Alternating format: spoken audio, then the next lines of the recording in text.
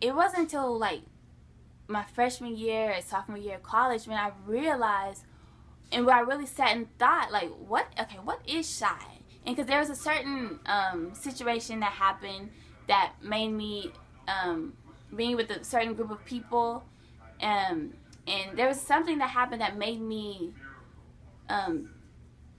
question who I was, because sometimes with my family and friends, I'm so outgoing and so funny and silly and crazy, and that's just who I am.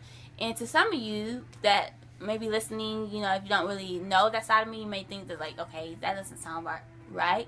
But, like, there was a situation that had me to think, like, okay, why sometimes am I like this, so loud, so free, and then sometimes I'm just so, it's like, in bondages, like, I can't be who I want to be, or who I am, or say what I want to say, or laugh when I want to laugh, you know. And there was a certain situation that made me feel so bad, and I just did not like myself. I grew up always not liking that I was shy. I hated that I was shy, but it was just something like, okay, well, I'm just shy.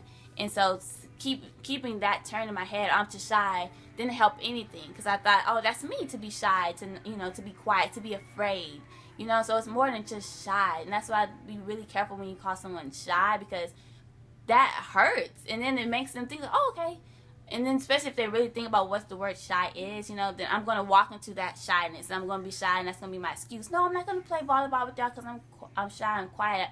But it comes down to more than just shy. It comes down to me not liking myself, because I'm afraid of people seeing who I really am. Why? I don't know, because I think I'm pretty cool and funny. But Stacy nodded, she thinks I'm funny too.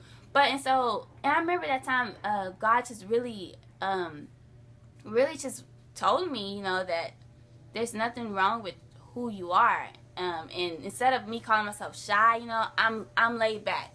I'm a real laid back, chill person, you know.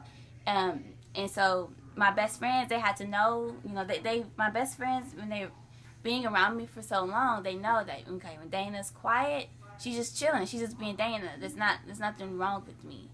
And so it's just good to know yourself. But God really showed me that, you know, this is how I made you. I made you like this. I made you to be laid back and sometimes. I made you be, you know, more quiet and more, you can use the word gentle rather than shy, you know. And whenever he wants me to be, just like in school, there's been times where we are all called to be leaders. And that's different in all different aspects. We're called to be leaders. And so I have a passion for children, and I have hopes to being an elementary teacher.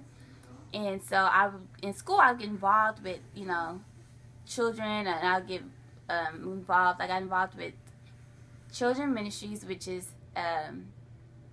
a ministry, an apartment ministry that we go and reach out to kids and we teach them Jesus. And so I got involved in that as a volunteer. Then in the past 2 years, I was able to help out as a leader.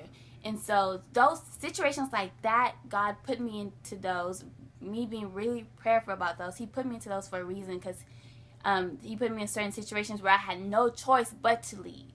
And so, because he knew that if I'm around other leaders, I'll just sit back, you know, and chill. Like, okay, I'm not going to stand up. I'm not going to speak out if I know that we need to do this or we need to do that, or we shouldn't talk like this or something like that. I would just be quiet, because I'm like, okay, I'm around all these leaders. Somebody's gonna say something. Somebody's gonna open a door. Somebody's gonna tell us what we should do today, you know. But you know, God put me in a situation where I had no choice, because that was my commitment to be to help as a leader, and so I had to lead. And so sometimes, you know, if I want to be more quiet, I had to say, okay, all right, friends, this is what we're gonna do. I had to stand out and be loud sometimes, and I had to lead, and that's just how God teaches you. You know, he puts you, there's nothing wrong with being uncomfortable. You know, he put me in uncomfortable positions a lot, and that's where I've seen him the most, by, you know, because it was him, you know, like this shirt. I love this shirt. It's called Live Weak. It says live weak from 2 Corinthians 12:10. Yeah, and so we had to live weak, which means that whenever we live weak, that's when God is strong. That's when we are strong, because when we're living not weak as in some people. Okay, I'm talking too much. No, you're